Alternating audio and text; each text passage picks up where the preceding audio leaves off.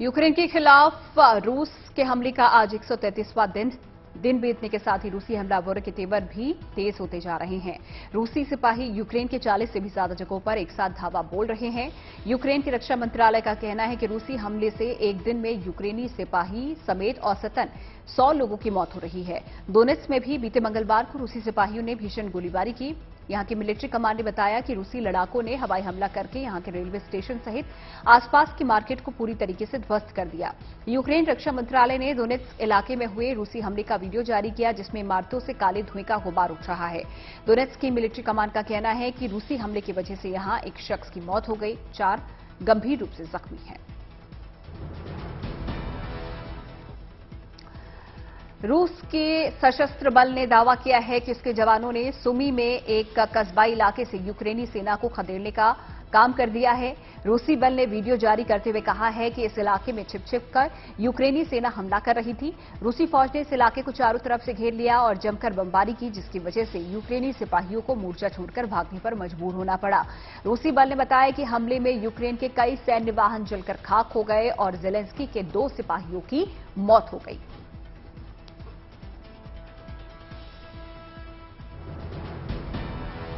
Ukraine रक्षा मंत्रालय ने रूसी हमले से तबाह हुए बोरोडियांका का नया वीडियो जारी किया है। रूसी हमले की वजह से बोरोडियांका शहर पूरी तरह से तबाह हो चुका है। पूरा का पूरा शहर वीरान हो चुका है। खंडर में तब्दील हुई यहां की बहुमंजिला इमारतों को देखकर इस बात का अंदाजा लगाया जा सकता है कि रूस किस कदर यूक्रेन को तबाह करने के मंसूबे को पूरा करने के लिए आतुर है। बोरोडियांका के मेयर का कहना है कि इस इलाके में लगभग 1 लाख से ज्यादा लोग रहा करते थे, लेकिन आज ये शहर पूरी तरीके से उजड़ चुका है। यहां बुनियादी सुविधाएं ठप हो गई हैं और इलाके में रूसी हमले से अब तक 5000 से ज्यादा लोगों की मौत हो गई है। इमारतें मलबे के ढेर में तब्दील हो गई हैं और मलबे से शवों को तलाशने का काम जारी है।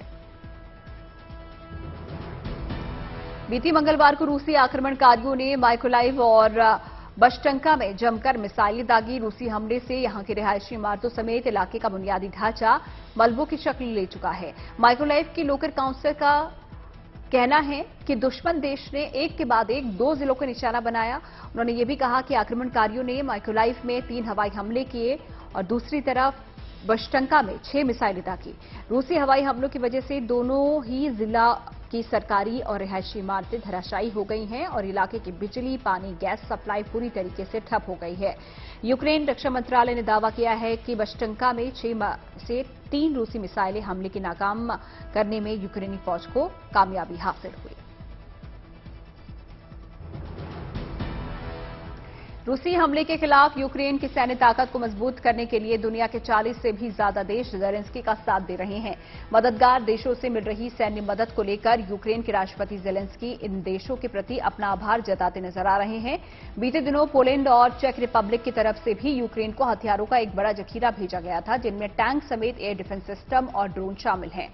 ये जानकारी देते हुए यूक्रेन के सशस्त्र बल के कमांडर इन चीफ वालेरी जालुजनी ने कहा है कि इन दोनों पड़ोसी मुल्कों की मदद यूक्रेन के लिए बेहद अहम है। संकट की इस घड़ी में सैन्य मदद के साथ ही पोलैंड और चेक रिपब्लिक यूक्रेन से पलायन करने वालों को पनाह देकर यूक्रेन की सहायता कर रहे हैं। यूक्रेन इस बात को कभी नहीं भूलेगा।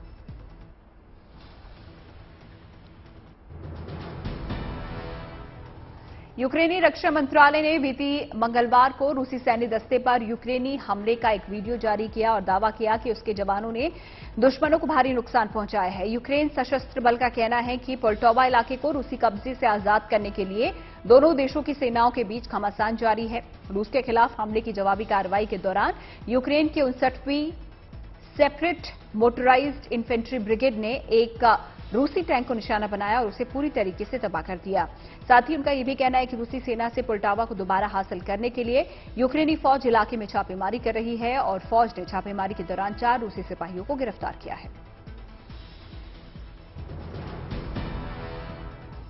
रूसी फौज की मचाई तबाही से यूक्रेन का शायद ही कोई हिस्सा बचा हो। तेज होते रूसी हमलों ने जेलेंस्की की मुसीबत बढ़ा दी है। जेपोरिजिया के लोकल मिलिट्री एडमिनिस्ट्रेशन का कहना है कि बीते मंगलवार को रूसी सिपाहियों ने वासिल्वेस्की जिले के स्टेपनोरिस्क इलाके में जमकर गोलीबारी की। जेपोरिजिया की पुलिस ने मीडिया को जारी बयान में कहा है कि रूसी हमलावरों ने रॉकेट लॉन्चर का इस्तेमाल कर यहां के घरों को आग के हवाले कर दिया और साथ ही साथ इसके एक और जिले की हुलियापोल ओरिहाइव, टेमोरिवका, उस्पेनविका और स्टेपनोहिस्क बस्तियों को पूरी तरीके से जलाकर खाक कर दिया। ज़ेपोरिज़िया पुलिस ने रूसी हमले से हुए नुकसान के आंकड़ों को जारी करते हुए कहा है कि दुश्मन ने इलाके के 45 बुनियादी ढांचों को मलबे में तब्दील कर दिया है।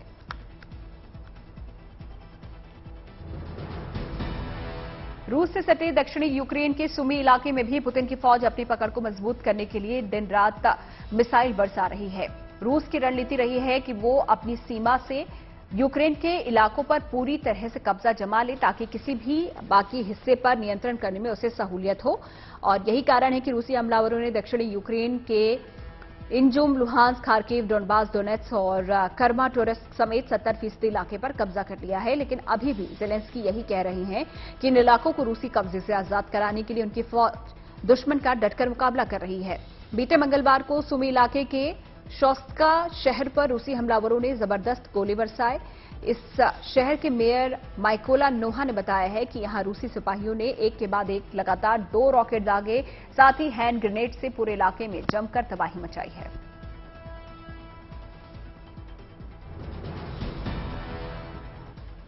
रूसी फौज 24 घंटे के भीतर एक ही इलाके में लगभग 30 से 40 बार मिसाइलें दाग रही है। इस बात की जानकारी देते हुए माइकोलाइव स्टेट काउंसिल ने बताया कि बीती मंगलवार की सुबह 5 बजे दुश्मनों ने रॉकेट से हमला किया। उस वक्त लोग अपने घरों में सो रहे थे।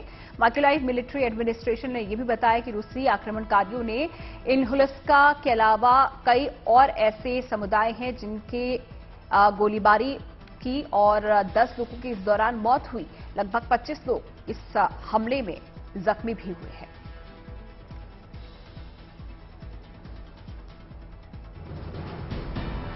यूक्रेन को मदद के तौर पर भेजे जाने वाले कम दूरी तक मार करने वाले सैन्य हथियारों को लेकर संयुक्त राष्ट्र यूरोपीय कमान के पूर्व कमांडर जनरल बेन होजेस ने नाटो की युद्ध नीतियों पर असहमति जताते हुए कहा है कि यूक्रेन में पुतिन की सेना जिस तरह लोगों को मौत के घाट उतार रही है, उसे रोकने के लिए यूक्रेन को लंबी दूर तक मार करने वाले हथियारों की जरूरत है और इसीलिए नाटो देशों को long range rocket launch system की मदद न पहुंचाने के प्रतिबंधों पर विचार करना चाहिए। जनरल बेन ने यह भी कहा कि यूक्रेन में मौजूदा जंगी हालात को देखते हुए उसे short range rocket launch system की मदद पहुंचाना बेकार है। जब तक यूक्रेन को लंबी दूरी तक मार करने वाले सैन्य हथियारों की मदद नहीं पहुंचाई जाएगी, पुतिन की सेना निर्दोष यूक्रेनियों की जान लेती रहेगी।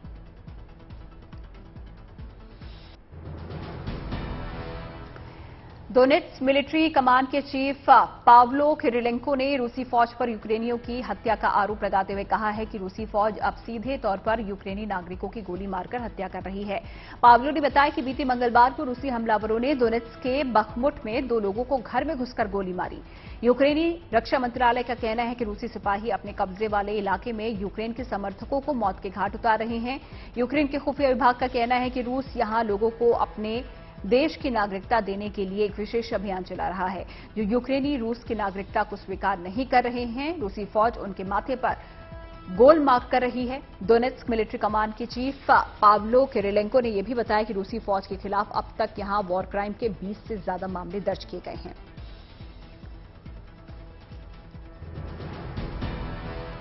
दोनेत्स्क का ज्यादातर इलाका रूस के कब्जे में है, लेकिन यहां के कुछ ऐसे इलाके भी हैं जहां अभी भी यूक्रेनी सेना मोर्चे पर डटी हुई है। यूक्रेनी सशस्त्र बल ने मीडिया को जारी एक बयान में कहा है कि दोनेत्स्क के स्पिरने और नोवोलुहांस्क ऐसे 2 इलाके हैं जहां पर यूक्रेनी फौज की मोर्चेबंदी बहुत मजबूत है।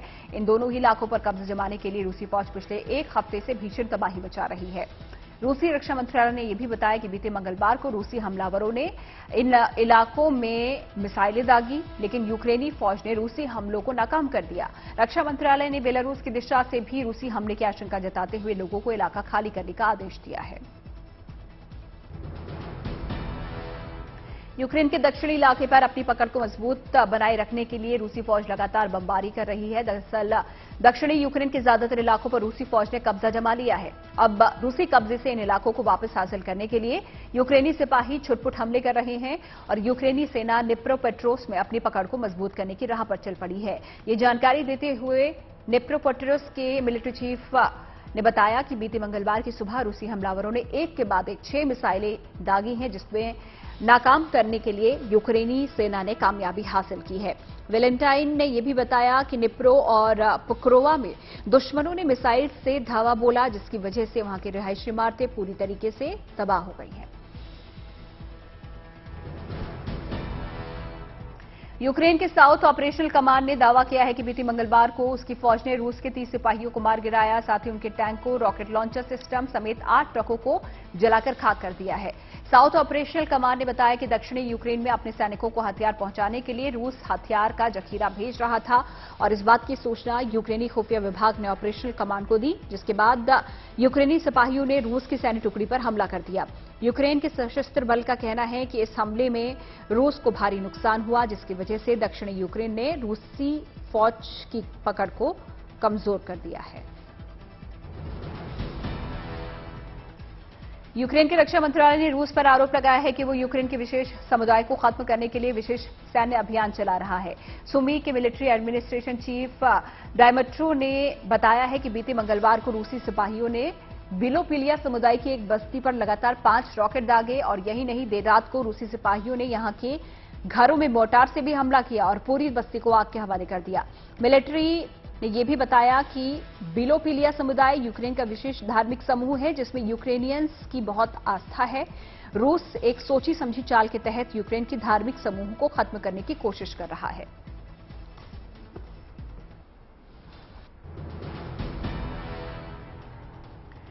स्नेक आइलैंड पर कब्जा खोने के बाद रूस अब यूक्रेन के समुद्री तटों के बेहद नजदीक ब्लैक सी के इलाकों पर अपनी पकड़ को मजबूत करता नजर आ रहा है।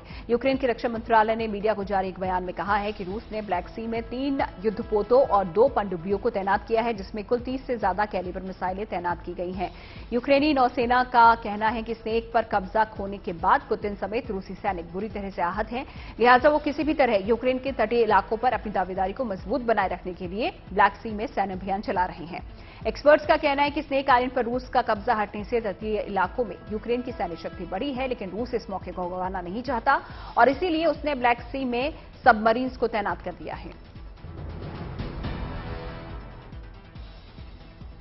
यूक्रेन के राष्ट्रपति वोलोदिमिर ज़ेलेंस्की रूस के राष्ट्रपति व्लादिमीर पुतिन पर आरोप लगा रहे हैं कि पुतिन की तानाशाही रवैये का खामियाजा पूरे यूरोप को भुगतना पड़ेगा। ज़ेलेंस्की ने कहा है कि रूस की वजह से यूरोप को ऊर्जा की आपूर्ति से जूझना पड़ेगा, साथ ही इससे पूरे यूरोप में मुद्रास्फीति की नौबत भी आ सकती है। उन्होंने कहा है कि पुतिन मनमानी तरीके से गैस और तेलों के दाम अपने निर्यातक देशों से वसूलना चाहते हैं और इसकी वजह से पूरा यूरोप महंगाई की चपेट में आ जाएगा। ज़ेलेंस्की ने कहा कि पुतिन की सोची समझी चाल है कि आने वाली सर्दियों में यूरोप में ईंधन की कमी बनी रहे, ताकि जरूरतमंद देश उनके सामने झुकने को मजबूर हो जाए। मीडिया को जारी बयान में ज़ेलेंस्की ने विश्व में गहराते खाद्य संकट के लिए भी पुतिन को दोषी ठहराया है। यूक्रेन के रक्षा मंत्रालय ने रूसी हमले से बर्बाद हुए सेवेरोडोनेत्स्क की तबाही का नया वीडियो जारी किया है। वीडियो के जरिए यूक्रेन ने रूसी आक्रमणकारियों के बर्बर रवैये को उजागर करते हुए कहा है कि रूसी सेना ने सेवेरोडोनेत्स्क पर लगातार 3 हफ्ते तक गोलीबारी की और पूरे शहर की तस्वीर बदल कर रख दी।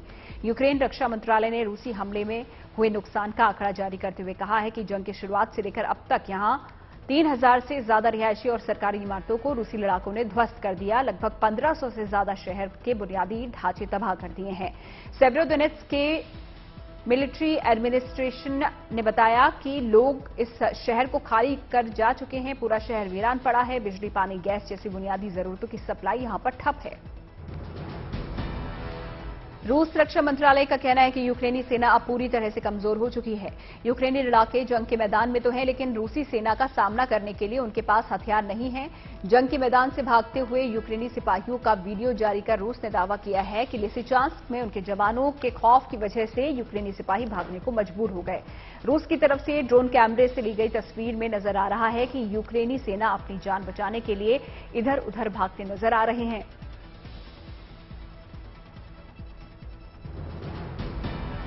रूस का कहना है कि यूक्रेन रूसी युद्धबंदियों के साथ क्रूर बर्ताव कर रहा है, लेकिन इसे किसी भी मीडिया के जरिए दुनिया के सामने नहीं लाया जा रहा। रूस विदेश मंत्रालय का कहना है कि रूस को लेकर पश्चिमी देशों की मीडिया पक्षपातपूर्ण रवैया अपना रही है और उन्हीं बातों को दुनिया के सामने रख रही है, जिससे ये साबित हो रहा है कि रूस बर्बर और इंसानियत का दुश्मन है। रूस विदेश मंत्रालय ने यूक्रेन पर वॉर ऑफ प्रिजनर्स के साथ खराब बर्ताव करने का आरोप लगाते हुए एक वीडियो जारी किया है।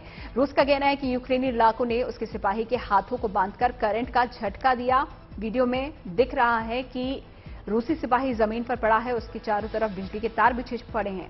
यूक्रेनी सिपाही भी इसमें नजर आ रहा है, जिसके हाथों में बंदूक है।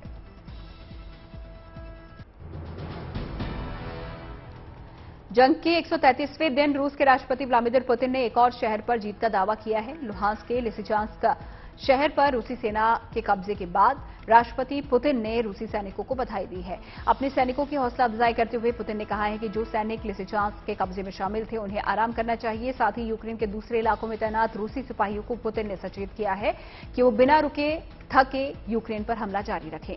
दूसरी तरफ यूक्रेन के राष्ट्रपति जेलेंस्की ने पूरे लुहांस्क क्षेत्र पर रूस के कंट्रोल करने के बाद लिसिचांस्क शहर सहित खोए हुए सभी इलाकों को फिर से हासिल करने का दावा किया है।